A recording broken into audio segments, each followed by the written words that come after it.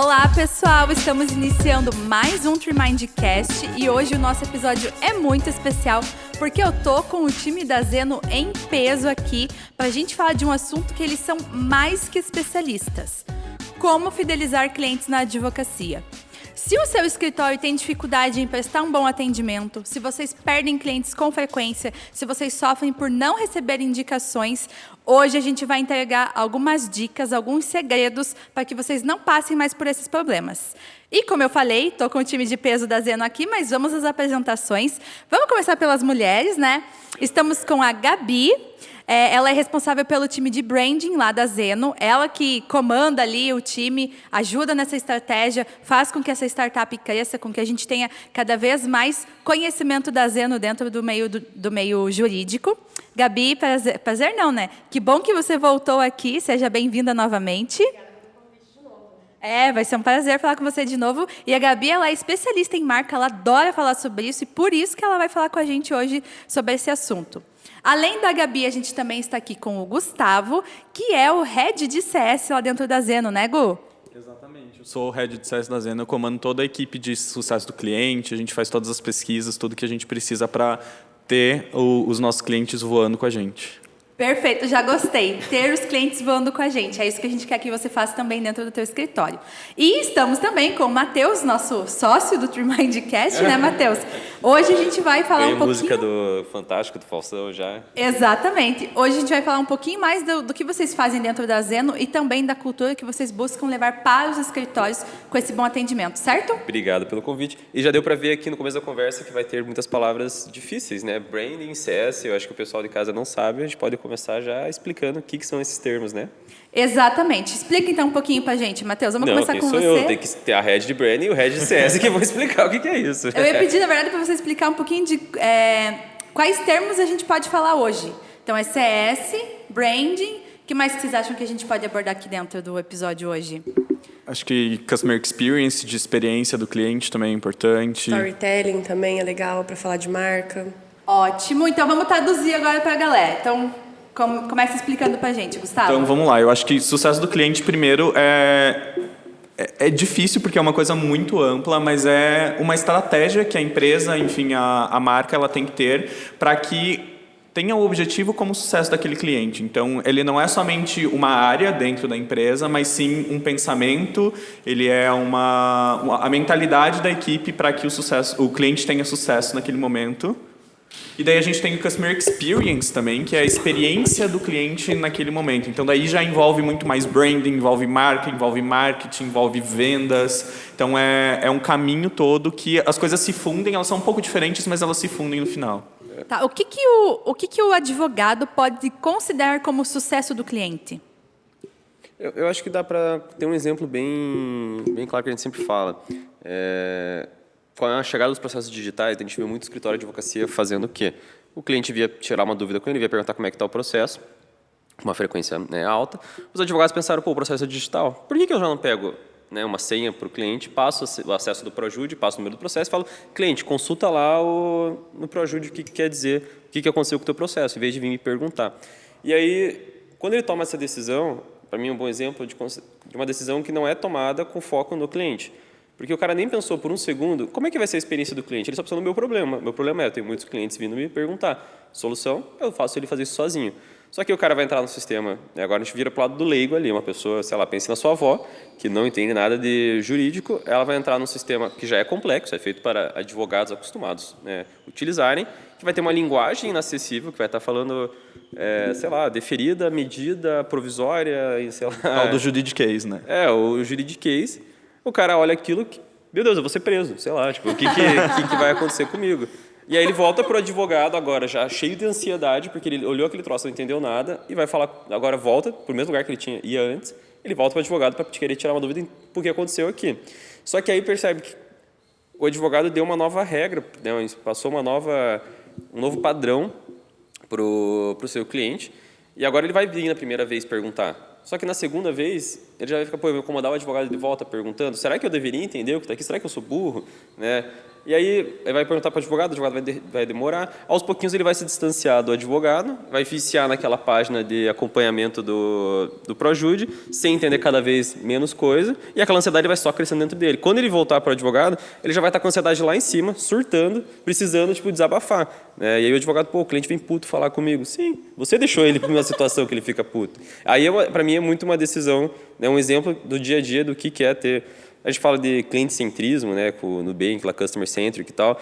É você não ter o cliente ali no foco. O cliente no foco seria você desenvolver um outro processo, alguma coisa que você consegue... Você nutrir ele com informações já em linguagem acessível, que você consegue tirar, né, aquela demanda constante no celular, mas você está olhando para a experiência dele. Né? Você está colocando o problema do cliente em primeiro lugar antes do problema da empresa. Acho que é um bom exemplo. É você pensar na mentalidade do cliente mesmo. Então, ao invés de você entender, resumindo tudo que o Matheus falou, ao invés de você pensar como um advogado que está ali resolvendo o meu problema, você precisa resolver o problema do teu cliente. O problema, ou enfim, dar uma solução para ele naquele momento, na visão dele.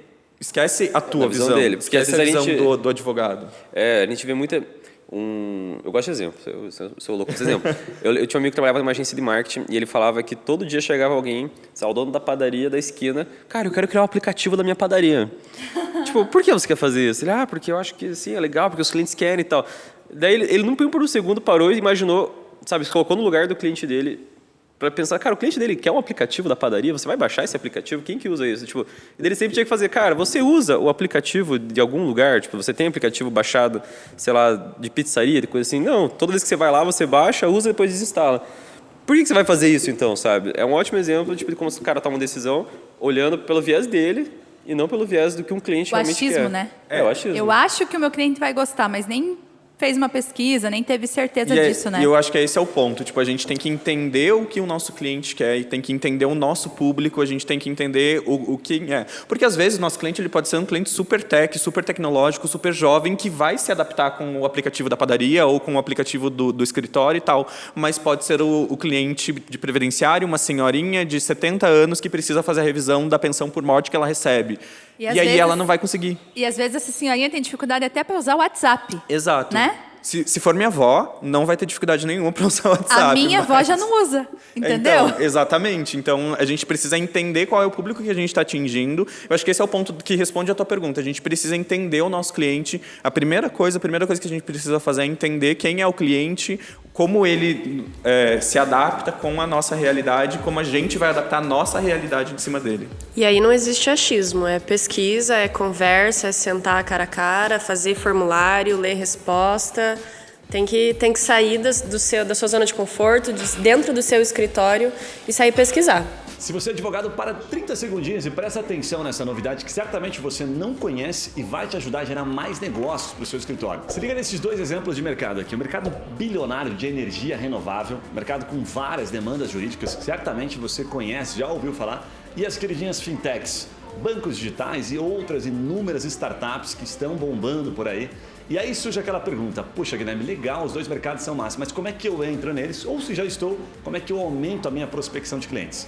Olha o que a gente apronta, que entrega mensalmente para os advogados que atuam nessa e em outras áreas. Primeiro nós mapeamos as dúvidas comuns, em uma espécie de linha do tempo. Aquilo que a pessoa tem lá no começo, o empresário tem lá no começo, até o final, até o processo de contratação.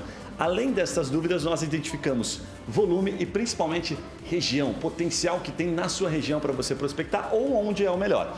E o melhor disso tudo é o que a gente mastiga isso e entrega para você fazer as ações em Google ou em redes sociais. Se você gostou, se faz sentido para você, clica aqui em Saiba Mais e acesse a nossa versão gratuita ou fale com um dos nossos especialistas em gerar mais negócios na advocacia. E agora me explica, aproveitando que a Gabi já começou a falar, explica pra gente, Gabi, o que é branding e o que é storytelling. Tá bom. Branding, então, traduzindo, né, seria a marca, como você cuida da sua marca, como a sua marca é percebida pelos seus clientes, pelos seus sócios, pelos seus funcionários.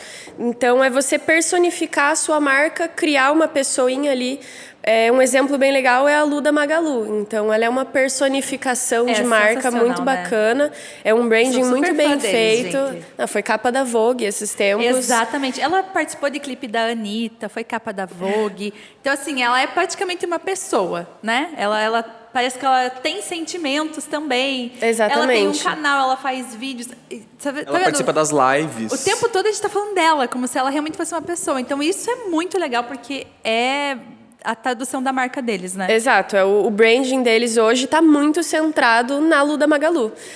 E daí você perguntou também de storytelling, e traduzindo para o português, saindo desse startupês que a gente usa muito, a contação de história. Como é que você vai contar a história da Lu da Magalu?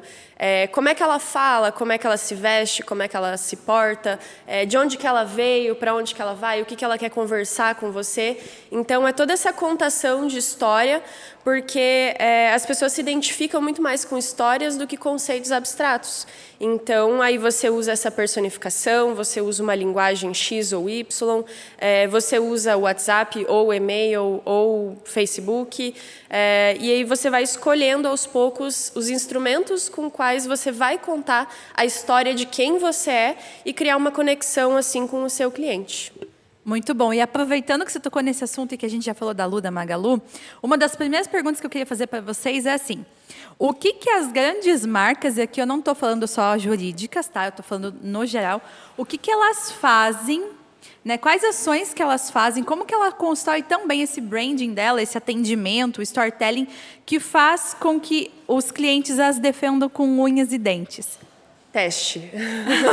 Não tem segredo, é muito teste, é fazer grupo focal, é uma coisa bem legal de fazer, é quando você coloca 5 ou 6 pessoas, bota um café da tarde ali e conversa de maneira descontraída, de maneira bastante honesta e franca sobre o que você quer falar. E as marcas utilizam muito esse recurso para ver o que funciona e o que não funciona com os públicos delas. A Nike, eu acho que é um exemplo bastante bacana, que eles vão... então, é o Just Do It, né? Só faça. E, recentemente, eles fizeram uma campanha com o Colin Kaepernick, que foi expulso da NFL, e foi toda uma ação que todo mundo achava que ia dar errado, porque era contra um público muito grande deles, que era o de futebol americano, e deu super certo. Mas isso é um divisor de águas. Teve gente que gostou, teve gente que odiou.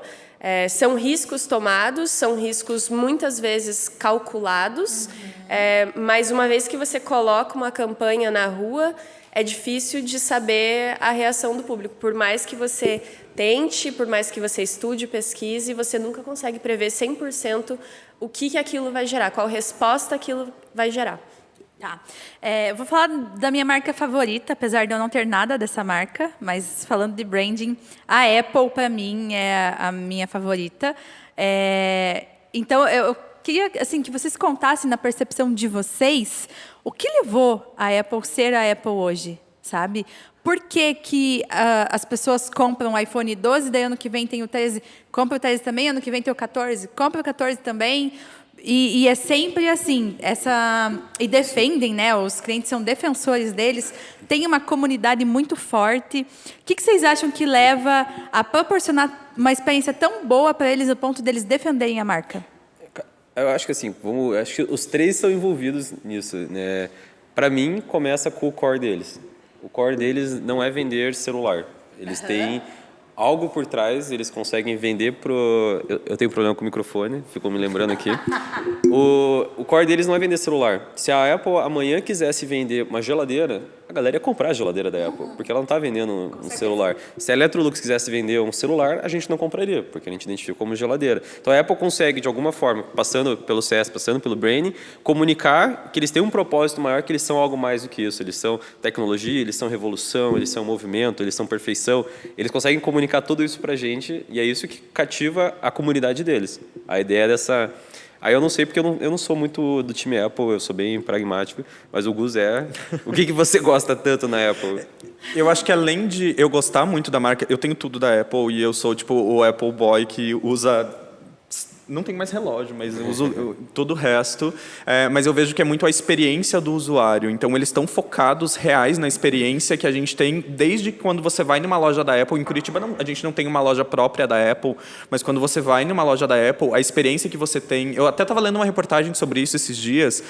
O fato deles colocarem a fachada deles ser inteira de vidro já é o teste que eles fizeram e eles entenderam que os clientes eles já veem aquela loja, aquela grandiosidade, muita gente testando produto, e daí tem o Genius Bar dentro da loja também, que é os gênios que eles chamam, de pessoas que estão lá para te ajudar a resolver um problema que você tem com o teu celular, ou para te ajudar a configurar. Quando você compra um produto em uma loja própria da Apple, tem uma pessoa ali para te ajudar a configurar o teu computador, para te explicar, para te fazer um onboarding, se a gente for para dentro de uma estratégia de CS, para fazer um onboarding com aquele cliente, explicar a funcionalidade, explicar o software. Então, eu acho que é essas pequenas coisas que eles foram implementando que acabou tornando a marca grande. Porque no começo eles eram computadores, né? Tipo, eles surgiram como um computador e hoje é muito mais além do que isso e torna a vida das pessoas muito mais fácil. Eu sou defensor da Apple, então eu vou falar bem. O Gus é o cara que, se saísse a geladeira da Apple, ele ia comprar a geladeira da Apple. Se eu tivesse dinheiro, eu ia comprar a geladeira da Apple.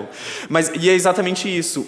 Eu prefiro, e hoje eu vejo que se eu pagar um pouco a mais no produto da Apple, a minha experiência como usuário vai ser melhor e eu vou me adaptar melhor do que num produto de outra marca, e eu prefiro pagar um pouco a mais porque eu vou me sentir confortável e, tipo... Você está imerso nesse mundo. Exato. Já, né? Para sair dele vai ser mais difícil, você se adaptar com outro software e fazer toda essa mudança vai causar uma estranheza no Gus, com certeza. E até a própria figura do Steve Jobs, que ele sempre se portava como visionário e vanguarda e não sei o que, inovação. E isso permanece até hoje, apesar dele não estar mais à frente, né? E é engraçado que ontem a gente estava conversando na hora do almoço e a Agatha falou pra gente, tipo, eu nunca tinha tido um iPhone, agora que eu comprei eu não troco mais. E eu falei, tipo, yes, legal, é isso Consegui. mesmo. Porque a experiência é diferente. E daí ela já falou, eu não usaria um computador da Apple porque é muito difícil. Eu falei, amiga... Até você se acostumar. Até você se acostumar, porque depois ele é ótimo, é muito rápido, é muito fácil de mexer, sabe? Então, é essa experiência mesmo. E isso que a Castro falou do Steve Jobs, por exemplo, que ele tem essa coisa de visionário, era isso que eu estava querendo puxar. Ele passa essa imagem, e aí você, quando está usando, aí eu sou muito anti-marca, tipo, essa coisa, mas o Gus, ele se sente um visionário. Tipo, ele está usando a Apple, ele está na vanguarda, ele é o visionário, ele é o inovador, ele é o early adopter de tecnologia e tal. E isso não é só a Apple que usa. A gente estava falando esses dias a gente foi pegar um cafezinho lá do escritório. A gente tem o The Coffee, que agora surgiu em todo lugar existe um The Coffee. E aí todos os The Coffees, eles têm, é franqueado e tal, mas eles mantêm uma qualidade, primeiro, do ambiente, que é um ambiente muito clean, você se sente uma pessoa moderna ali dentro, ele tem toda essa pegada de uma arquitetura mais limpa. E aí sempre os baristas, e aí eu não sei se é proposital, com certeza eu acho que é, mas não dá para saber, eles sempre põem baristas parecidos, pessoas descoladas, tipo, com cabelos diferentes. A Chili Beans do café. A Chili Beans do café, com pessoas com tatuagem. E quando você toma, a gente tava brincando, eu me sinto que nem eles, eu sou descolado que nem esses baristas, eu sou, sabe, você puxa aquilo para você. Você tá só tomando um café, mas você sente isso. Já quando você vai no Mais Um, ou é Mais Um, aquele amarelinho, você não sente tudo isso, você sente, um café só. O preço dos dois é o mesmo, você toma mais um, você acha que é caro. O The Coffee você não acha caro, você acha que é o preço justo de um café feito por baristas tão estilosos e que passa essa sensação pra gente. E para quem não é do universo, eu imagino um advogado ouvindo, isso é bobeira, tipo, isso não acontece. Isso acontece muito, tanto que a Castro já puxou a Chili Beans na hora na cabeça. A Chili Beans usa esse mesmo recurso. Você falou dos advogados e era a minha próxima pergunta. Como que a gente consegue aplicar essas ações para incluir o cliente nas suas estratégias, incluir o cliente nas suas decisões, executar testes com o cliente, né? Sempre pensando no cliente. Como que a gente consegue aplicar essas coisas que a Apple faz, que a Lu faz, a Lu do Magalu, que o Nubank faz? Como a gente aplica isso dentro do direito? Olha, dá para pegar... Vamos começar com um exemplo fora e trazer para o direito. O Airbnb, quando ele começou, tem um podcast muito legal que conta a história deles e tal. Eles estavam perdidos em um certo momento, aí eles conversaram, eles ficavam lá no Vale do Silício e a maior parte dos usuários dele ficavam em Nova York, Nova York, né? Aí o cara falou, o que vocês estão fazendo aqui? Vocês tinham que estar lá com, tipo, seus usuários. Sim. Tipo, deles atravessaram, foram sei lá, não lembro se foi de avião, o que foi, mas eles deram um jeito de chegar em Nova York, e aí eles foram no departamento de todos os proprietários, eles chegavam com o propósito de falar, eu sou um fotógrafo, eu vou tirar foto do apartamento para você, para melhorar teu ranqueamento. E aí, nisso, eles aproveitavam para fazer o que a Cássio falou, meio que um grupo focal. Tirava foto e conversava com as pessoas. Tá, o que você acha? Como é que está o Airbnb? Você acha que dá para ser diferente? O que você, como usuário, gostaria ali dentro? E aí, quando você chama o teu cliente para participar, você demonstra uma vulnerabilidade, uma abertura para ele construir junto, via de regra, as pessoas se animam com isso. Tipo, se você entrasse no McDonald's e os caras do McDonald's falassem, o que você gostaria que tivesse no cardápio? Você ia palpitar. Todo mundo adora palpitar no negócio alheio. O Airbnb se aproveitou disso, e aí a galinha dos ovos dourados que eles acharam era um usuário que tinha feito um livro, tipo, um monte de... Tipo, o cara meio doidão, ele fez um livrão com todas as sugestões dele para o Airbnb, tipo, tudo que ele achava que o Airbnb tinha que ter, e ele que tinha vários imóveis lá em Nova York, não sei o que, ia ser o sonho dele de aplicativo. Aí os caras, caralho, a gente achou o nosso roadmap aqui, um usuário deu pra gente, e eles pegaram isso e transformaram no roadmap da empresa.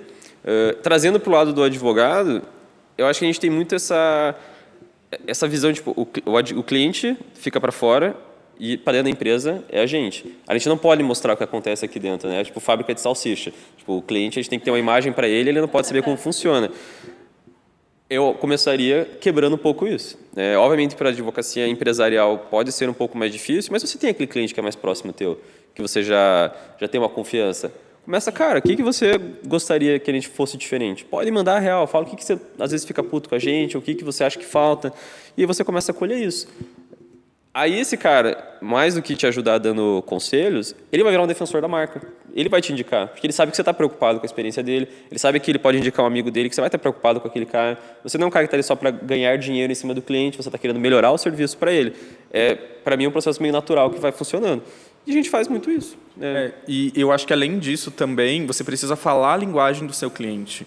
Você precisa trazer ele para dentro para você entender o feedback deles, mas, antes disso, você precisa que ele se sinta confortável para entrar na sua marca e para dar o palpite lá dentro. Então, não adianta eu chegar para o meu cliente e falar que o processo dele foi concluso. Ele não vai saber o que é um processo concluso. É igual a gente estava falando da senhorinha. Eu só abri um ponto. Aí depende, porque você está olhando para o nosso público hoje. Talvez no escritório Pinheiro Neto, que atende o jurídico de uma grande empresa, aí ele tem a linguagem própria dele. Mas ele fala na linguagem do cliente dele, né? A linguagem não necessariamente só é ser simples. Para a gente é ser simples. Para um Pinheiro Neto, a linguagem pode ser usar juridiquês, por exemplo. É você saber com quem você está conversando e se adaptar para isso. Naquele ponto que a gente estava falando antes, de você realmente entender o seu cliente e adaptar a sua operação, adaptar a sua linguagem, a forma de tratativa para ele se sentir confortável e ele entrar dentro da sua empresa e conseguir te dar esses feedbacks de uma forma confortável.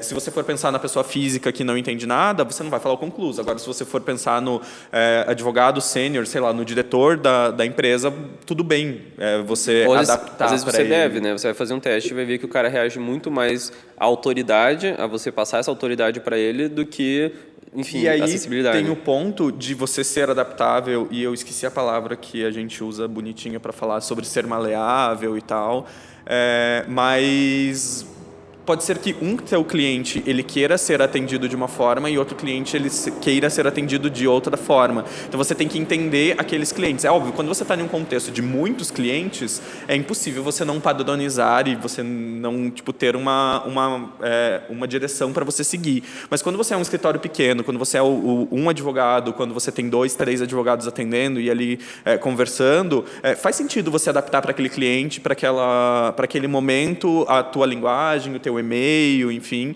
para aquela pessoa, aquele cliente se sentir confortável de conversar contigo também e de passar os feedbacks. E esse é um desafio. Quando você vai crescendo, você vai tendo que padronizar e você vai perdendo essa capacidade de fazer adaptações, flexibilizações.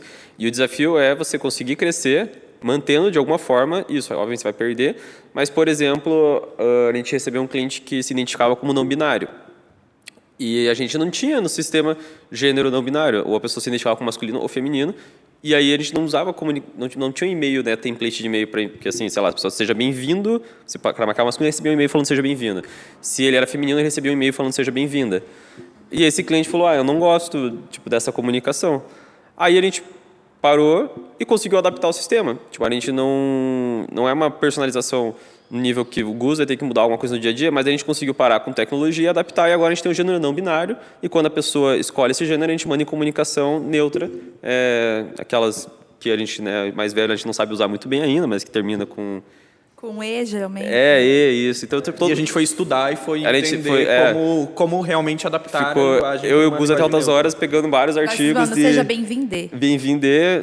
Essa é a parte sim, mas tem vários... Já tem toda a gramática ali adaptada. Então a gente Depois eu fui estudar em inglês e daí, tipo, Inglês é pior diferente, ainda, porque não existe them, pronome ele ou ela, daí seria them. É no plural que eles usam daí. Sim. Mas, enfim, é um exemplo de como você pode sempre tentar personalizar. Tipo, não é porque você está crescendo, padronizando, que você tem que botar todo mundo em uma linha de abate de gado. Você tem que conseguir, na linha de abate do gado, personalizar vários caminhos diferentes para o seu cliente escolher o melhor para ele. E pensar nas técnicas de CS mesmo, enfim, de atendimento, as grandes empresas, elas têm padronização, mas, por exemplo, se você hoje... vou trazer o exemplo da Google, que foi a empresa que eu trabalhei para ela. Se você for atendido em qualquer lugar do mundo, o atendimento vai ser igual. Sim. Vai ser padrão, porque eles têm o treinamento, mas você não é um robô lá dentro. Você tipo, consegue fazer as coisas dentro das linhas de atendimento que precisam ser realizadas. Eu acho que é exatamente isso. A partir do momento em que a gente está crescendo e a gente está atendendo mais gente, você não precisa deixar de ser você e não precisa deixar de ser um humano atendendo, mas você precisa adaptar e deixar as linhas para que aquilo seja um pouco mais padronizável, para que tenha uma qualidade e uma satisfação melhor no final. E aí eu vou passar a bola para a Gabi, porque esse padronizamento, essa padronização, a gente olha e pensa muito pelo viés de eficiência. Então, um gestor, né, o cara de operação, pensando, não dá para eu ter vários caminhos diferentes, vai virar confusão, eu tenho que ter um padrão para saber o que está acontecendo. Mas mais do que isso, quando o Google padroniza no mundo inteiro o atendimento, ele está definindo uma marca. Ele está falando como que a pessoa tem que se comunicar com ele. Eu quero que você use a linguagem autoritária, complexa, que você passe, que a gente é crânio de tecnologia, o cara não sabe nada, poderia ser. Ele optou por fazer, uma linguagem super acessível, que comunica com a pessoa e tal. Aí, isso é uma padronização, mas que não tem motivo de eficiência, tem motivo de marca, porque a pessoa Esse é vai o tom associar. de voz da marca, né, Gabi? Exato, e o Gus tocou num ponto bastante importante, que é padronizado porque eles não querem que deixe de ser humano. Não é para você sentir que você está falando com um robô. E isso é muito importante. Nossa, quantas vezes na minha vida, eu que sou uma pessoa que lido moderadamente bem com tecnologia, já chorei tendo que lidar com um robô do WhatsApp, bot de atendimento de telefone. E é terrível isso, e você se sente como cliente distanciado. Você sente que é um obstáculo a mais para você resolver seu problema, para você consumir um produto, um serviço, e não que tem alguém ali, uma marca, alguém preocupado com você e com o seu sucesso do cliente, no caso. Então, é colocar o menos obstáculos possíveis para esse teu cliente se sentir confortável. E aí a gente pode trazer transparência e o storytelling que você falou. Porque uma coisa, pense, sei lá, você é aluno de uma faculdade, e a faculdade, esse é um caso pessoal meu, que você falou que chorou, uma vez que eu quase taquei o celular da parede foi com uma faculdade Chorei que eu queria mesmo. resolver um problema. Aí pensa, a faculdade realmente não tem como ter atendimento, tipo, do começo ao fim. Você sabe, tem milhares de atendentes para pegar tudo que chega de demanda. Mas ela pode ser transparente e usar storytelling para explicar isso para a pessoa que está começando o atendimento. Falando, oi Gabi, você deu um oi lá no WhatsApp, o botzinho fala, então, a gente aqui da faculdade criou esse filtrinho inicial para te ajudar a chegar mais rápido em um atendente, para você não ficar numa fila de espera e tal. Então, me ajude aqui colocando qual área você quer e aí fala real. Em média, vai levar hoje 30 minutos para você ser atendido. Não é o ideal? Não, mas se for transparente, a pessoa já consegue se preparar. É muito menos frustrante do que você ficar meia hora esperando e não saber o que está acontecendo. Você só cai lá, escolhe a opção A, B ou C. Entendeu?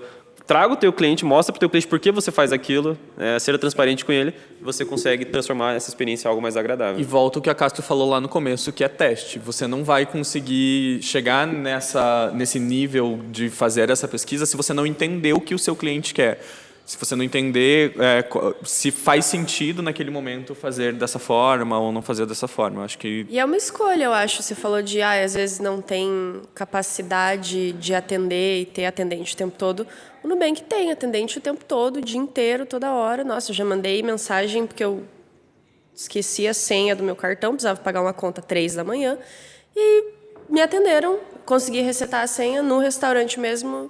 E é uma escolha da marca fazer isso, claro, Envolve muito dinheiro fazer isso, mas foi o diferencial para o sucesso deles e para a rampagem que eles tiveram. E aí é uma certeza. reflexão, porque, vamos lá, o Nubank com certeza tirou recurso de outro lugar para bancar essa operação. Certeza. E aí, de um lugar que ele pode ter tirado recurso? De marca. Tipo, ele pode ter tirado muita grana que ele poderia investir em outdoor, coisa assim, porque para ele essa é a maior propaganda possível. Essa é a melhor estratégia de marca. E deu super certo, né? Deu super Porque certo. todo mundo indica. É o que a gente estava falando agora há pouco. O receber o presentinho do atendente do Nubank foi com certeza uma estratégia de marca para que a marca fosse reconhecida e falasse: meu Sim. Deus, eu quero receber o presentinho do Nubank. Só que Sim. acabou. Eles não É. fazem mais isso, porque eles conseguiram espalhar a marca, as pessoas ouviram falar do roxinho, ok. Agora é a hora que entra o atendimento excepcional como, enfim, o core da marca deles. E vale muito mais a pena gastar para eles, né? Em ter atendente 24 horas por dia e tal, super bem remunerado, E super o bem bot que eu felizes. chorei era de outro banco concorrente, que eu só queria cancelar meu cartão e fiquei 3 horas chorando em casa. porque Eu não- acho tô que o nessa alcance, também. Eu já passei também. O alcance disso é muito maior do que se eles pegassem essa mesma grana e investissem em outdoor no Brasil inteiro, né? O Com impacto toda que seria. certeza. Com toda certeza. E agora a gente pensando na fidelização de clientes, que é o principal tema aqui dentro do nosso episódio. Que ações que o escritório pode fazer para proporcionar uma boa experiência para o cliente dele e assim conseguir fidelizar ele? Na prática, o que a gente pode fazer? É difícil a gente pensar em uma dica, porque o que a gente vai falar, por exemplo, para um escritório empresarial, corporativo, não é igual ao que a gente vai poder fazer para um escritório previdenciário massificado ou para um escritório que atende defesa de banco.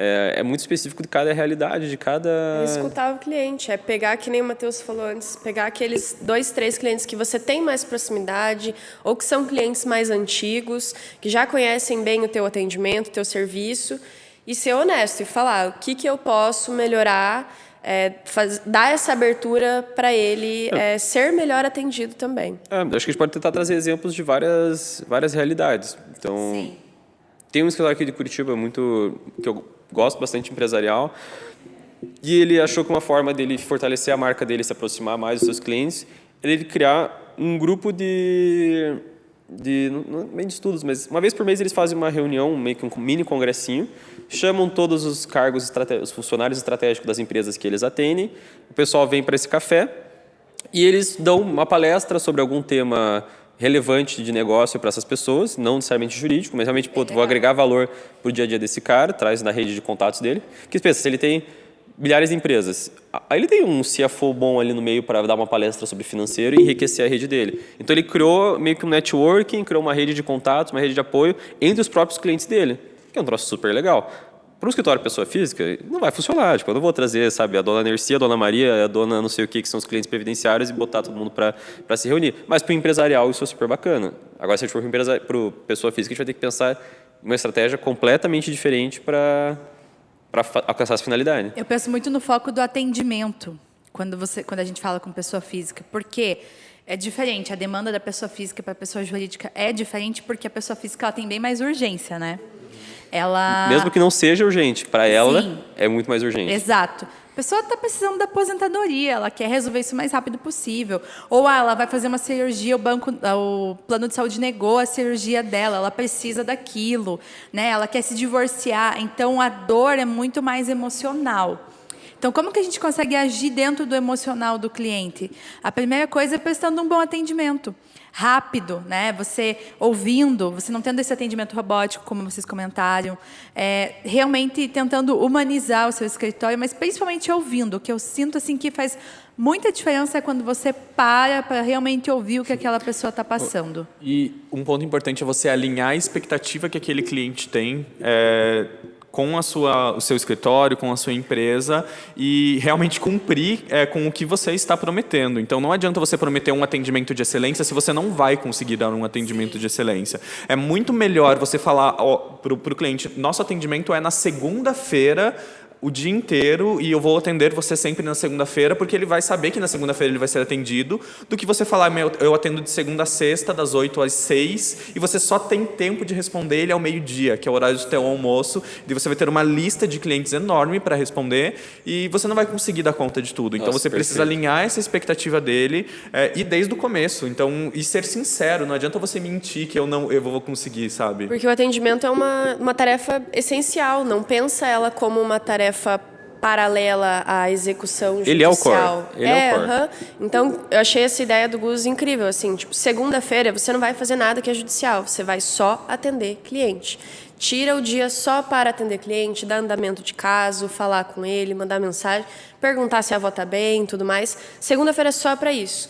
E daí os outros dias você tem para fazer aquilo e você não vai mais misturar e se sentir sobrecarregado a semana inteira. É bem mais Perfeito, tranquilo. perfeito. Sabe uma coisa que a gente faz aqui, que eu sinto que dá bastante diferença, assim? Isso vai desde o comercial até quando a pessoa é nossa cliente, está com a gente há um tempo. A gente sempre começa, qualquer reunião, qualquer atendimento, qualquer coisa que a gente vai falar com o cliente, a gente sempre começa com perguntas um pouco mais pessoais. Ah, como você tá? Tá tudo bem e Criar tal? conexão, né? Exato. E aí, conforme a gente vai fazendo isso com mais frequência, a pessoa vai tendo abertura para nos passar outras coisas também. Então, já aconteceu o caso aqui, por exemplo, da pessoa comentar que perdeu o cachorro recentemente. Ah, eu tô grávida, não tô conseguindo trabalhar direito. Aconteceu tal coisa na minha família. E o que nós costumamos fazer? Anotar. Ah, essa pessoa perdeu o cachorro. Ah, essa pessoa está grávida e não está num dia muito legal, está de tantos meses. Por quê? Quando eu fosse retomar o contato com ela, eu já saberia no que perguntar. E aí, como estão as coisas agora? Sua família, sua filhinha, com a perda do cachorro, como que ela ficou? Né? Já conseguiu melhorar disso? Ainda está sentindo? Genial. Melhor estratégia de venda é possível. Sim, e isso não é só para vender, isso é dentro do seu escritório para você fidelizar. A conexão mesmo com o seu cliente. A Exato. gente chama de mindful connections, né? Tipo, são pequenas conexões que você vai fazer com ele. É rapport que chama, tem essa técnica de rapport também em vendas e etc. E a gente fala muito aqui de escuta ativa, porque quando você está conversando com uma pessoa, geralmente você tende a prestar atenção no que você precisa. Então, a senhorinha vai se aposentar. O que você precisa saber? Se ela já contribuiu, há quantos anos, com o que ela trabalhava, qual que era o salário dela, qual que é a idade dela. Então, você tem algumas perguntas padrões. O advogado foca apenas nessas perguntas. E aí ele não presta atenção na história de vida dela, ele não presta atenção se ela é viúva ou se ela tem um marido. E às vezes, ela perdeu um marido recentemente, ela precisa da aposentadoria porque era ele quem bancava a casa. Às vezes não percebe que ela é doente, então ela precisa de remédios. E deixa passar um monte de outras coisas. E quando você começa a exercitar essa escuta ativa, ou seja, realmente ouvir o que a pessoa está falando, além daquilo que você precisa, você começa a prestar atenção em outros pontos que vão fazer com que você crie conexão com ela.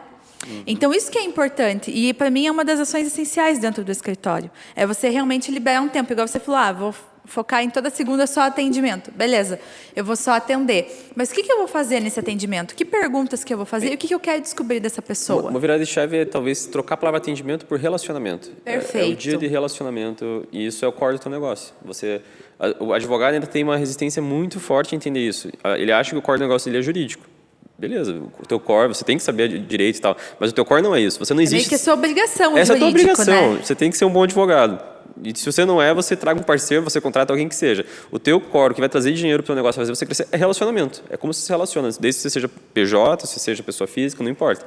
Vai ser o relacionamento com o cliente. E agora fazendo um merchan, mas é para isso que a Zeno surgiu.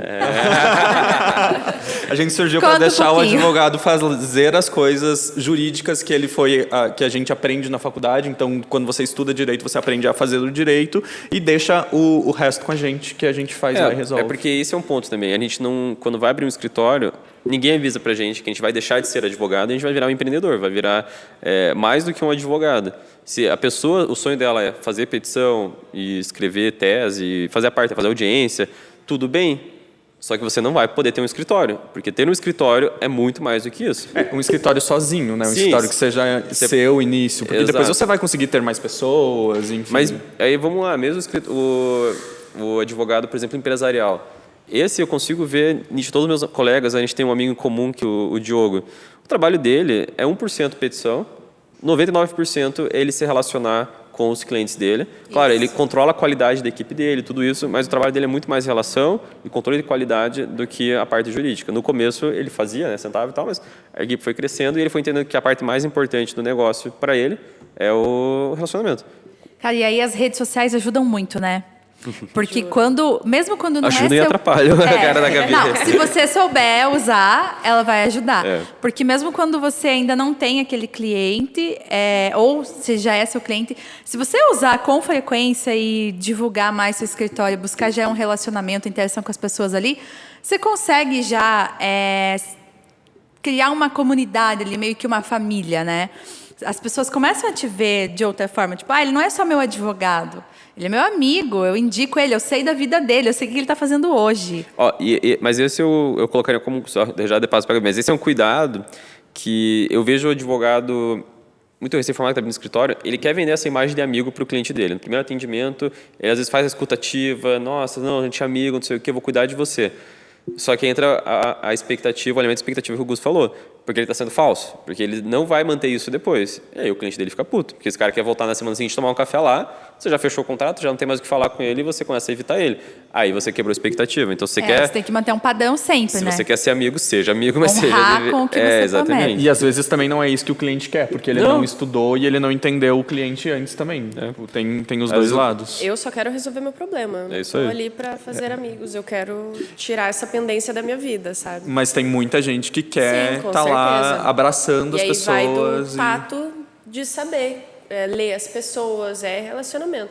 É uma profissão que está atendimento. Atendimento é isso, seja vendas, advocacia. Eu lembrei de um escritório que, assim, eu não vou falar o nome porque eu não sei, eu não quero entrar no mérito se o que eles estão fazendo é lícito pela OAB ou não, está dentro da regulamentação ou não. Mas o que eles fizeram? Um escritório de família, que só tem de família, muito divórcio, né, situações de família que a gente sabe que são complexas. E aí eles construíram toda uma rede de suporte além do jurídico, porque eles entenderam que quando o meu cliente chega com uma situação familiar complexa, mais do que resolver um problema jurídico, é o contrário, ele quer resolver, ele precisa desabafar muita coisa, o brasileiro não tem não frequenta psicólogo, não sabe a quem recorrer para falar do filho, que o marido está não sei o quê. Então ela construiu uma rede, primeiro começa, quando vai ter a reunião com a pessoa, ela já tem uma sala para deixar a criança brincando com uma mini recreaçãozinha ali, uma pessoa que fica ali para cuidar da criança. Porque pensa fazer uma reunião para falar de divórcio aqui com uma criança chorando no colo, ou com o filho aqui do lado e não sei o quê. Daí tá falando mal do ex-marido e a criança tá junto aqui. Ouvindo então, falar do pai. Falando do pai ou falando da mãe. Então já separa e tem ali uma coisa para a mãe ficar tranquila e poder falar de verdade. E aí depois que a pessoa contrata, ela tem um apoio psicológico. Ela tem psicólogo dentro da equipe que tá ali para conversar com a Eu mãe. achei genial. É genial. Eu adorei também. Muita gente fala que eles estão misturando a advocacia com outras coisas, e isso é proibido, né? Prestando outro serviço. Só que eu não entendo que eles estão prestando outro serviço. Eles estão prestando o serviço jurídico como excelência. Obviamente, eles não estão vendendo, eu tenho um psicólogo aqui para você. Não, mas eu tenho um suporte. Né? Quando a pessoa liga com aquele, desestabilizada, todo advogado de família já recebeu essa ligação. A pessoa 3 da manhã desestabilizada porque o marido chegou bêbado, querendo pegar a criança, não sei o quê. Ela não precisa falar com o advogado. Ela precisa falar com um psicólogo que entende como vai lidar com aquele sentimento da pessoa. Sim, como é que serviço vai social ajudar. é outra coisa. É um serviço social, exatamente. O advogado não é nem preparado para escutar isso, para resolver isso. O que eu vou fazer às E 3 da manhã? faz mal para os dois. O advogado ouvindo aquilo e vai começar a dar palpite, né? Vai se meter na vida da pessoa, vai puxar essa responsabilidade para ela. Sim. É difícil para os dois lados lidar com isso. Então ela pode ter uma pessoa profissional nisso que vai conseguir dar vazão para esses sentimentos da pessoa de uma forma muito melhor. Então aí ela estudou muito bem o público dela e entregou exatamente o que eles precisavam. E a gente vai naquele ponto que o cliente, na verdade, naquele momento, ele quer ser ouvido. Porque pro advogado não vai ter nada para fazer no processo, não vai adiantar. Enfim, casos e casos. Mas tem casos que vai ter o que fazer no processo, mas tem casos que não vai ter o que fazer no processo. E o cliente só quer desabafar mesmo. Eu achei sensacional também. Achei maravilhoso. Não é escalável para outros negócios, para a gente, não dá para fazer isso e tal. Mas para o universo dela, para os clientes dela, aquilo funciona muito bem. E provavelmente ela se posiciona mais como um escritório boutique, que ela atende poucas pessoas. Pior que não. Não? Ela é focada em classe média. Caramba! Que é justamente o público que não tem psicólogo, que não tem a Sim. quem recorrer, que quem palpita é a vizinha, quem palpita é a mãe. Então, Sim, porque geralmente como ela foca muito na qualidade, geralmente esses tipos de escritório que focam mais nisso, no atendimento personalizado e tal, atendem menos clientes, eu também, né? quando ela falou, eu imaginei ela atendendo classe A, né? Sim. O divórcio de rico. Não, ela foca em classe média. Muito legal. O modelo financeiro dela também é diferente, porque ela parcela, né, todas as ações, os divórcios, tudo, em milhares de vezes. Então, ela faz É parcela. deixar de pensar como só um escritório de advocacia e você ser capaz de olhar áreas periféricas, estudos que, Sim. sabe, tudo que agregue valor ao teu negócio. Não deixa de ser só o atendimento jurídico e é um negócio por completo, né? Você para de servir só como um advogado, né? Sim. É uma assistência completa. Então, é outra visão. E aí a gente volta para a rede social que a Cássio ia falar, né? Mas a rede social desse escritório, com certeza vai ser muito diferente da rede social de um escritório, sei lá, empresarial. Tipo, ela tem que refletir tudo isso, toda essa importância que ela dá para a pessoa, para o conflito, para a conciliação, né, para o bem-estar. Eu gosto das redes sociais, obviamente, mas ocorre um erro muito comum, que é você achar que você vai conseguir angariar todos os seus futuros clientes por redes sociais. E o conselho que eu dou é: pense as redes sociais como um cartão de visita. É aquele apoio que você vai ter para você mandar para alguém, para você mandar para um amigo, para os teus amigos compartilharem. Ele está ali para te dar um apoio de autoridade, e não que ele vá ser o seu atendimento, que ele vai ser a sua captação de clientes. Então, isso é Com bastante certeza importante. não. A gente sempre reforça isso aqui na TreeMind também, porque a rede social ela é um meio para você conseguir estabelecer uma conexão maior com as pessoas do que o Google, por exemplo. Que alguém vai lá, te busca no Google e encontra teu site. Na rede social, ela pode ver o seu dia a dia, ela consegue ver sua rotina, ver os atendimentos que você faz, né, se você for um advogado ativo na rede social. Então, ela pode te ajudar. A pessoa pode tomar, por exemplo, se é uma pessoa que gosta mais de relacionamento, ela pode tomar uma decisão depois que ela te viu na rede social, mas ela não vai te trazer cliente 100% dali, entendeu? Só porque o teu Instagram é bonito, por exemplo. Não É um isso... meio, ajuda no relacionamento. Sim. Mas para você trazer clientes, você tem que usar outras estratégias e ela é um complemento. A pergunta que eu mais sempre de advogado é de escritório grande, assim, eu tenho 4 mil clientes que já passaram por aqui. Ninguém nunca me indicou um novo caso, ou a pessoa nunca voltou aqui. Porque, assim, aí entra a questão, e é onde a rede social pode ajudar, quem não é visto não é lembrado. O cara contratou uma ação de indenização por negativação indevida com você, lá em 2010. E aí você trocou o processo dele, fez tudo bonitinho, mas você nunca mais falou com ele. É aquela coisa que o cara nem lembra que ele entrou com o processo. Um dia você vai chegar e falar: você ganhou um processo, toma aqui teu dinheiro, pá, tchau. Como é que esse cara vai lembrar de você para te indicar novamente? Acontece muito, isso eu acho que até contei num podcast com o Guilherme já, do advogado mudar de endereço, coisa assim, e o cliente não lembra o nome dele, o cliente não lembra o telefone dele, o cliente só lembra onde é que ele foi, tem aquela memória: eu fui no escritório em tal lugar.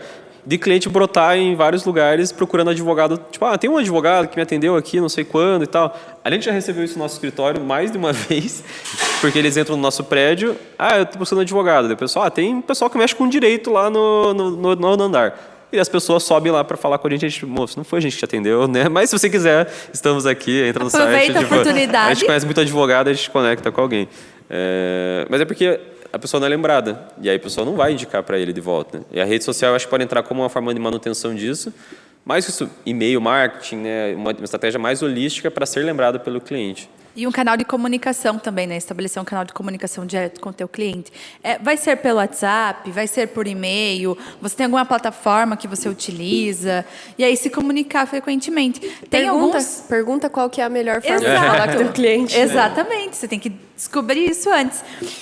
Tem alguns advogados que já fizeram contato com a gente que eu achava super legal a forma, assim, foi uns 4 ou 5 que tinham mais ou menos a mesma forma.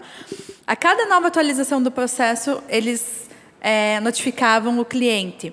Toda semana, eles mandavam uma mensagem para o cliente. Então, eles tinham um padrão. A cada nova notificação, eu vou mandar mensagem. Uma vez por semana, eu vou mandar mensagem. Mesmo que não tenha nenhuma atualização, eu vou mandar: olha, só para te lembrar, a gente está aqui, estamos aqui prontos para tirar a sua dúvida. Se você quiser conversar, teu processo não teve nenhum andamento até agora, mas nós estamos de olho. Então, ele tirava essa ansiedade que o cliente tem, essa vontade que, às vezes, o cliente tem de assim: quero eu mesmo ir consultar. Aí vai consultar e não sabe nem o que significa. Perfeito. Então, o escritório mesmo fazia isso. E isso eu acho legal, porque eles mantinham contato com os clientes frequentemente e conseguiam manter eles atualizados e ouvir eles. Então, deixavam um canal aberto para ouvir eles também, caso tivesse sugestões. E aí de volta, alinhar se é o que o teu cliente quer ou não. É perguntar para ele: tá me mandando mensagem? Você acha que você quer receber menos mensagem? Você prefere uma vez por mês? E o cliente vai te dar o feedback dele. E aí, eu acredito que no começo o cliente seja mais ansioso, né? Então você tem que conversar mais vezes. Mas depois de um tempo, não tem essa necessidade de falar Se você ganhou a confiança e ele está sempre. entendendo que a coisa está andando, a gente percebe muito que é a hora que ele some. Tipo, eles, tá andando, ele tem outros problemas da vida e ele esquece do processo. E aí, já confio na empresa o suficiente, eu sei que eles vão me manter informados. No começo, eles buscam os advogados com muita frequência, assim, como é que tá, andou, entrou, não sei o quê. E daí quando ele entende que o processo é devagar e esse cara tá cuidando bem, aí ele acaba esquecendo, não propositalmente, mas outras prioridades da vida. Ele vai lembrar uma vez a cada 6 meses do processo. Porque talvez a expectativa dele não foi alinhada desde o começo e, tipo, a gente não falou que o processo é um processo devagar e que vai demorar 1, 2, 3 anos para você ter um êxito lá no final. E pode ser que não tenha o êxito também. E esse é o ponto, que nem todas as ações são ganhas, nenhuma ação é ganha. É uma conversa entre duas partes lá dentro e quem vai decidir é o juiz. Então você tem que ter isso também alinhado e, tipo, ter essa conversa com ele. Eu lembrei de um problema que a gente enfrentava muito forte de... O cliente vinha, quando é que vai ser entrado com isso? A gente falava com o advogado, o cliente quer saber quando é que vai entrar com o processo. O advogado, não, essa semana eu já vou entrar. A gente passava essa informação. Aí a gente voltava para falar com o advogado, não, mas é que eu descobri que tem mais não sei o que envolvido no processo, vai levar mais uma semana. A gente voltava, ele falou que vai levar mais uma semana. Só que aí, a credibilidade já foi acabando. Sim. Você pode falar de verdade, não, agora de verdade, agora é essa semana. O cliente não vai acreditar. Exatamente. Esse é a maior quebra de expectativa que a gente sofreu, assim. Foi um desafio para a gente lidar. Agora, quando a gente fala com a advogada, mas é uma semana mesmo? O que pode intervir nisso? Isso aqui pode intervir? Então, a gente vai avisar para o cliente, é uma semana, mas pode ser atrasado por isso, por isso, por isso. Aí você alinhou a expectativa com ele. Ele está ciente que pode atrasar. Vamos, para a gente finalizar esse bloco aqui e caminhar para o nosso terceiro, eu queria só deixar um resuminho assim para o pessoal. Se eu tenho um escritório grande e eu quero atender meu cliente melhor, o que eu posso fazer? Posso ter mais pessoas na minha equipe, alguém totalmente focado em atendimento, outra pessoa que pode atualizar os processos, enfim, mais pessoas para cuidar disso. Pesquisa de satisfação, tecnologia. Usar tecnologia para isso. Exatamente. Mas se eu tenho um escritório pequeno, o que eu devo priorizar? Eu atendo sozinho, advogo sozinho e tenho no máximo uma secretária, um estagiário.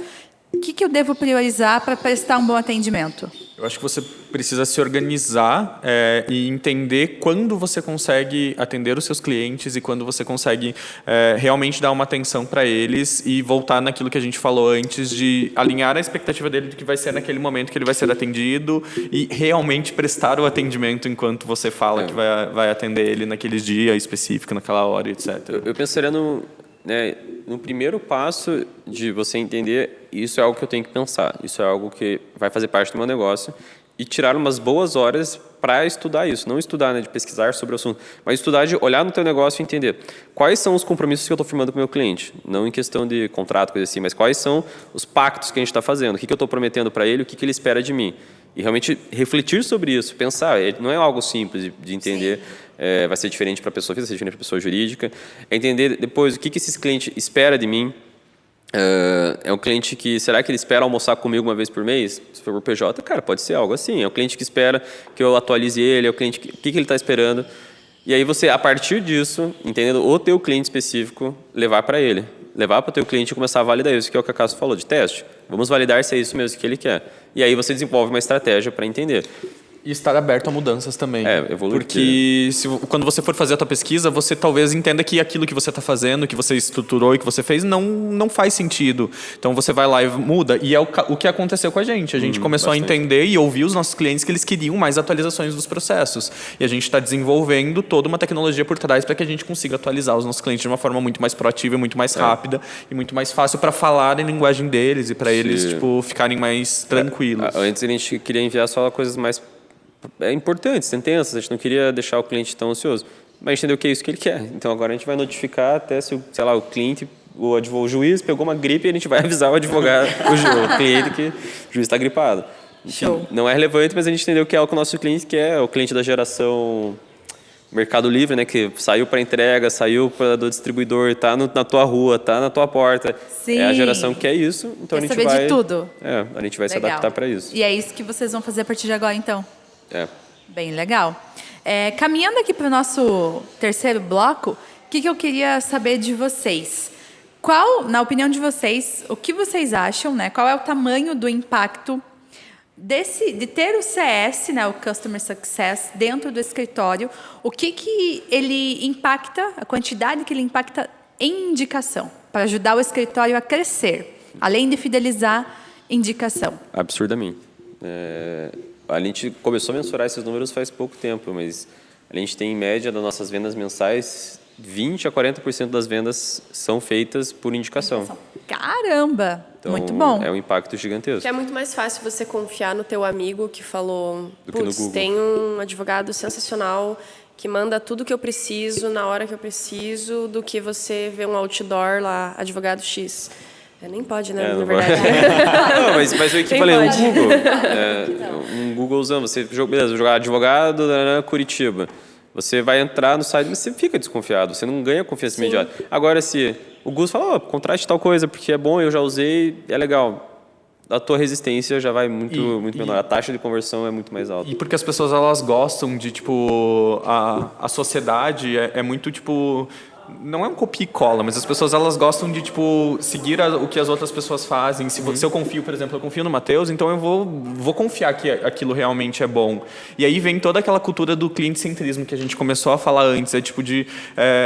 todas essas estratégias, tudo isso que a gente falou nos outros blocos, ela, no final, é para que você tenha uma marca boa, então para que a sua marca ela seja reconhecida, para que o seu cliente ele fique feliz, mas mais do que isso é para que ele te indique no final. Então, se a gente está sentado aqui numa mesa de um bar e a gente começa a falar, eu vou lembrar, putz, eu tive um atendimento excelente por aquele advogado, mesmo que ninguém me perguntou se alguém precisa de advogado, se precisa de advogado, mas eu quero falar sobre ele, eu quero falar que aquele advogado é sensacional e ele vai te prestar atendimento. Então, se um dia você precisar, fala com ele, tá aqui o contato, entra no site, etc. Eu acho que esse é o ponto de, tipo, tudo isso que a gente falou é realmente para a gente ter mais indicação. E o CS, a cultura de Customer Success, ela surgiu por isso mesmo. Então, tipo, para aumentar as receitas lá do SaaS, do software como um serviço, mas eles começaram a estruturar e começaram a entender o porquê como que eles trariam mais receita com os clientes que estão dentro da empresa. E aí, enfim, foi criado toda a cultura, foi criada toda a estratégia para que houvesse o maior número de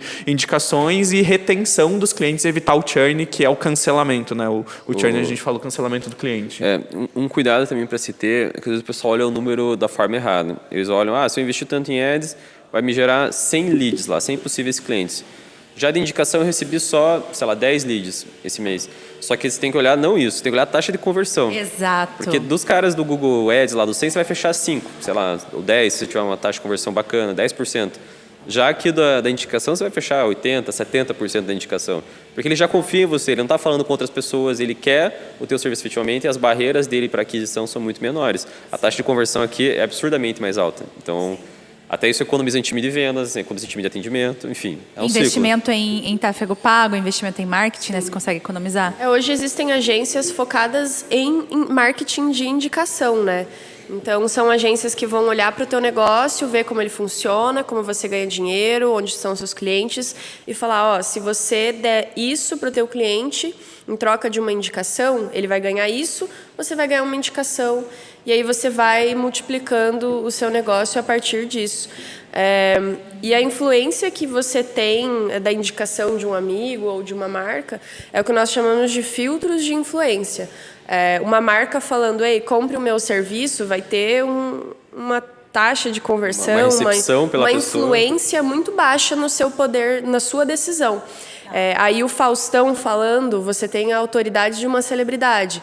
Você vai usar isso a teu favor. O filtro de influência vai ser já um pouco menor. Então, ele vai conseguir te influenciar mais para tomar essa decisão. Agora, a tua mãe falando, Gabriela, se você não for e não usar dessa marca de detergente, eu fico, putz, vou ter que comprar essa marca porque a mãe falou. É outro filtro de influência. Ela tem uma influência gigante em mim. Isso com certeza vai influenciar a minha decisão, minha tomada de decisão. Então, é você ver quem são essas pessoas chaves para o teu negócio, como você consegue falar com elas e como elas, os seus clientes, no caso, podem influenciar outros futuros clientes. Eu nunca tinha pensado nisso, mas quando você sai para morar sozinho, você sai da casa dos pais lá nos seus 20 anos, você já tem todas as suas marcas favoritas. Cara, tudo que você já compra... tem, tudo que você compra foi indicação dos seus pais, né? Principalmente você da não mãe. percebe, você absorveu isso deles. No mercado esses dias estava comprando um desinfetante, o cara chegou e eu estava em dúvida entre 2. E daí ele falou assim, ele olhou para mim e falou assim, se eu não levar esse, minha esposa me mata. eu vou ter que levar esse, porque senão... Ela deve saber o que tá fazendo. Com certeza ela sabe mais do que eu no desinfetante, né? Você viu como mesmo sem conhecer ele, só pelo fato dele ter Da falado ameaça da esposa dele, você já confiou e comprou. Comprei. Então, isso é muito forte, gente. Assim, a indicação é sensacional, né? E eu percebo que os grandes escritórios, eles têm uma certa facilidade a receber indicações, por conta do posicionamento deles. Autoridade, né? Autoridade, exatamente. O que vocês acham? O que vocês acreditam que eles fazem para reforçar isso e ter mais indicações? O ponto da autoridade em especial é importante, porque, beleza, você gosta de indicar um troço que foi bom, mas você tem muito medo de indicar algo e ser ruim. Sim. Se você é igual quando você indica alguém para trabalhar na empresa que você trabalha, né? Nossa, você só vai indicar quantas vezes se a pessoa realmente pediu você tem indicação e você certeza? falou, não, vou te indicar. E você só, conhece? Não, nunca, não sei quem é. Só é colega, tal, não, sabe? Você não vai pôr o nome na reta. O cliente, se ele tiver uma duvidazinha de que você vai poder fazer algo mal para aquela pessoa, que vai dar algo de errado, ele não vai te indicar, ele vai ficar quieto. Porque sobra para ele, né? Mesmo que a pessoa não vai descontar nele, mas a gente tem esse medo, essa responsabilidade. Então, a autoridade do escritório grande já entra com isso. Porque tem um volume. Tem várias pessoas que já usaram. Eu não estou indicando um troço que acabou de começar, que eu não, né, que eu só usei, que eu não sei se vai dar bom. Não, você está indicando com base na tua experiência, mas também reforçado pela experiência de, sei lá, milhares de pessoas que já passaram por ali, que deixaram avaliações boas e tal. Você se sente muito mais confortável de fazer uma indicação. É entender que a autoridade não é de um dia para o outro, não é uma coisa X ou Y que você vai fazer, não é só atendimento, não é só marca, não é só redes. É um conjunto de coisas que nem você falou, escritórios grandes, eles não abriram semana passada, né? Eles estão há 20, 30 anos, às vezes... né? É a terceira geração da mesma família que está mantendo aquilo lá, a mesma autoridade, a mesma qualidade, o mesmo serviço, e foi assim que eles criaram essa famosa autoridade. Eu já escutei muito advogado que associa a autoridade com mestrado. Não, comecei um mestrado, agora comecei um doutorado, porque não, eu tenho que pôr lá na parede escrito. Não é isso que o cliente está olhando. Era isso que eu ia falar. O que a gente fala de autoridade, autoridade da marca, autoridade do conhecimento, e não de você ser uma autoridade em cima daquele cliente. Ou esse jeito que te chamei de doutor. Depende do teu perfil, né? Não vamos por regras. Pode ser que para algum perfil específico seja bom se impor como doutor e tal. Sim. Mas não é isso que a gente está falando. Está falando de autoridade da tua marca como uma coisa confiável, uma coisa que é especialista naquele assunto. Como as pessoas veem a sua marca como autoridade. Isso. Né? Isso exatamente. Mesmo. Uma coisa que você falou que me chamou a atenção agora, que eu gostaria de ressaltar, é essa questão, o escritório está há 20, 30 anos, mas ele parece ter a mesma qualidade do serviço. É exatamente isso, é essa qualidade que as pessoas percebem, porque a gente só capaz indica... de manter a qualidade. Perfeito, porque as pessoas só indicam quando elas gostam e se elas têm certeza que aquilo vai trazer resultado, que aquilo vai dar certo. E é o que você falou, ninguém vai pôr a mão no fogo por algo que não tem certeza. E um exemplo bom é que a gente, lá dentro da Zeno, nós já tivemos ações improcedentes por causa de, enfim, inúmeros motivos que todo mundo sabe por que uma ação pode ser improcedente, mas mesmo assim nós recebemos a indicação daquele cliente que indicou para a família, indicou para amigo e etc, porque ele gostou da forma como a gente conduziu o processo, como o advogado conduziu, e mesmo que a ação foi improcedente, tá tudo bem, sabe? Ele entendeu que o advogado fez o trabalho excepcional. Exatamente. E não foi culpa dele. E aí entrou a qualidade do atendimento, né? Todas as vezes que vocês conversaram com ele, a forma como vocês explicaram para ele o motivo de ter dado improcedente, a forma como o advogado conduziu esse processo, tudo isso entrou e tudo isso garante a qualidade do serviço, que faz a indicação acontecer. E que vai fazer o cliente te indicar e ele também não cancelar no final, voltar, né? Que a gente também pode acontecer do cliente, ele não curtiu, você não fez nada disso que a gente conversou aqui hoje. Então o cliente ele pode cancelar, ele pode falar, não, eu vou para o outro escritório que o meu amigo falou que o atendimento é melhor ou que, enfim, tem alguma coisa. Então... até porque quando a indicação é complicada, quando você está com um problema, você vai desabafar com teus... aquele escritório que eu contratei... nossa, só dor de cabeça, não cuidou do meu processo direito. Os amigos todos vão palpitar e vão trazer as indicações dele. Então, se você não está olhando para isso, os outros que estão olhando a indicação vão roubar, né, entre aspas, os teus clientes. Porque o amigo vai falar, não, sai daí. Isso aí, nossa, eu tenho aqui o meu doutor não sei o que cuida de mim, maravilhoso. Daí vai falar na cabeça do cara, eu precisava de um cara desse. E aí você vai perder um cliente que você não olhou para isso. Então, aqui nós temos dois problemas, né? Você perdeu... Primeiro, ele não vai te indicar e segundo, você perdeu ele. Por quê? Porque você não alinhou a expectativa, não passou prazo, não passou forma de atendimento, né? Não alinhou com ele o que você vai entregar, quanto tempo vai levar, né? Quais são as etapas do processo, como você faz o seu atendimento. Aí entra essa questão do quanto esse alinhamento inicial é importante, né? Sim, e é muito mais fácil você manter esse cliente lá dentro se você fizer a expectativa dele esteja dentro de uma linha mesmo, do que você reverter um pedido de cancelamento no final. Porque ele já vai estar chateado, ele já vai estar puto, ele já vai ter indicação, ele já vai ter conversado com o outro advogado e vai ser muito mais difícil de você reverter ele. Então é mais fácil você nem chegar nisso. Então, É prevenir. É prevenir, exatamente. É prevenção. Lembrei, assim, totalmente aleatório, mas tem uma coisa que eu gosto muito, teoria do poder. Né? Eles tratam o poder e a influência é um deles, e aqui a gente está falando de marketing, então é um tipo de poder que a gente exerce nas pessoas. Eles tratam o poder como algo material, assim, algo, né, como se fosse um fluido. E a primeira regra de poder é, o poder ele sempre está se deslocando. Então, se você não está trazendo o poder para você está perdendo ele, porque ele está fluindo para outro lugar. Então, se você não está influenciando o teu cliente, botando ele na tua esfera de influência, influenciando no sentido positivo, dele te confiar em você, dele adquirir, apreciar a sua marca, ele está fluindo para outro lugar. Ou está solto e outra pode puxar ele, né, como um imã. E encaixa perfeito aqui para a nossa situação.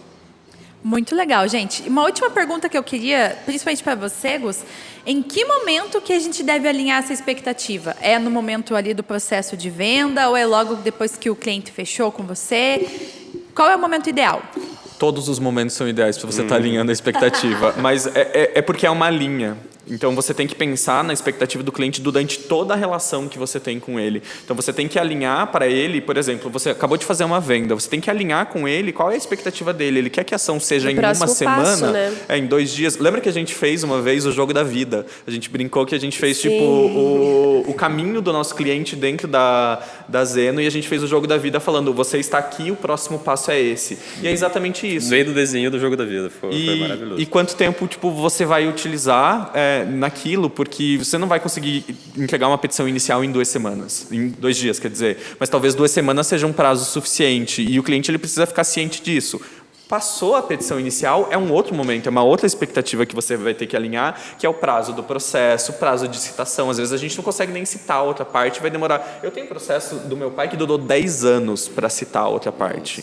E foi tipo um caos, o processo ainda está rodando. Então, tipo. Tem o melhor exemplo assim que a gente falhava, né? E a gente falha, né? A gente não tem problema de falar isso. Era a audiência de instrução. Então, o advogado e o cliente iam para a audiência de instrução, se encontravam lá. E ele sempre colhe o feedback depois do advogado. Como é que foi a audiência aqui, o que você achou? Porque é um momento bem traumático para ele. Então, a gente tenta preparar o advogado, né, para ele passar a melhor imagem possível para o seu cliente. O feedback vinha com constância.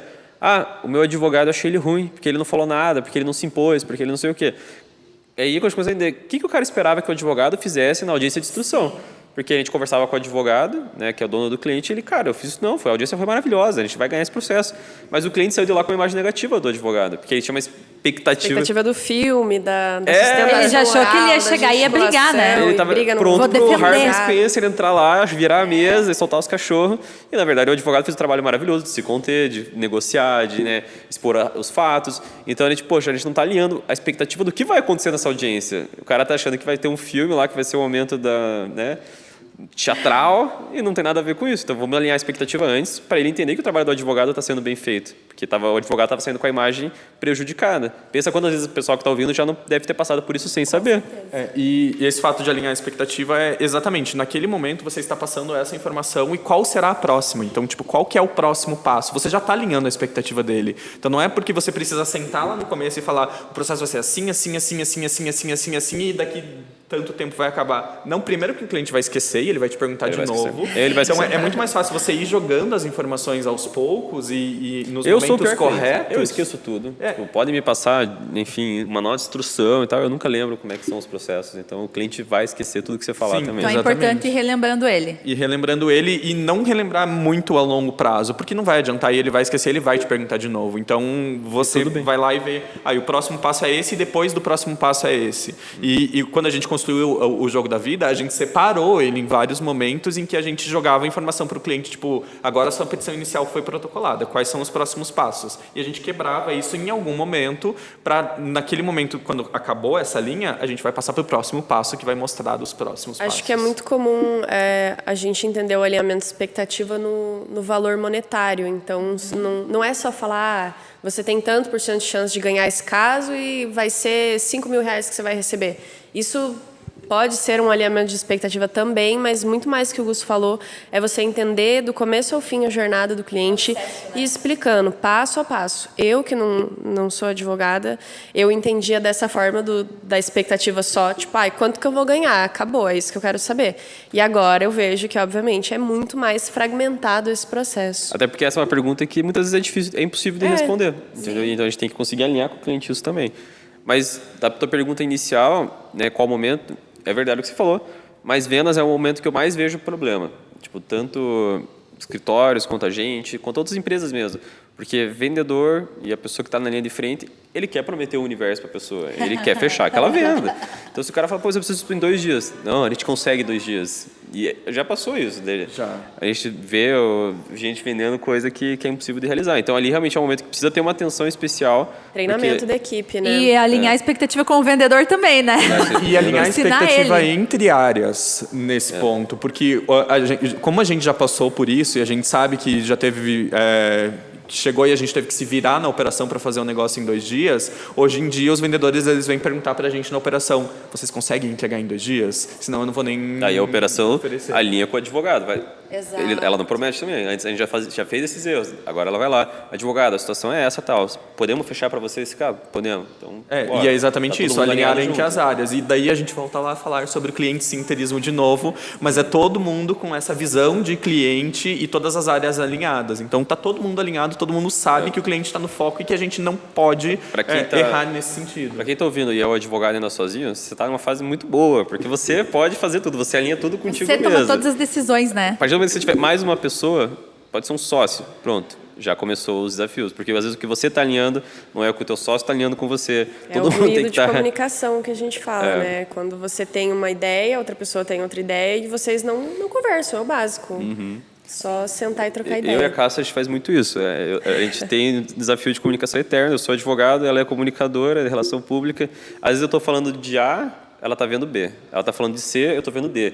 Porque a gente tem conceitos totalmente diferentes, prioridades totalmente diferentes. Então, como é que a gente resolve isso? Só com muita reunião e muita conversa para a gente conseguir se alinhar. E alinhar com a própria equipe também, né? Muito legal, gente.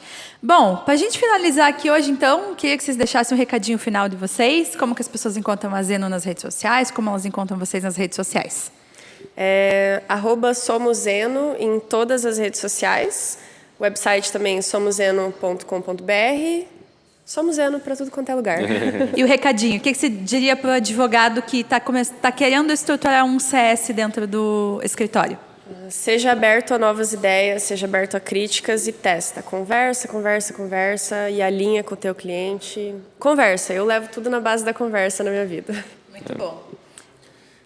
O meu recado eu acho que é escute, seja aberto a ouvir e escute realmente e ponha em prática o que você está ouvindo. Não adianta você escutar e você não colocar em prática o que você está ouvindo também. Então acho que esse é o... Mesmo que seja desagradável. Mesmo que seja desagradável. Até porque o desagradável é melhor. Inclusive.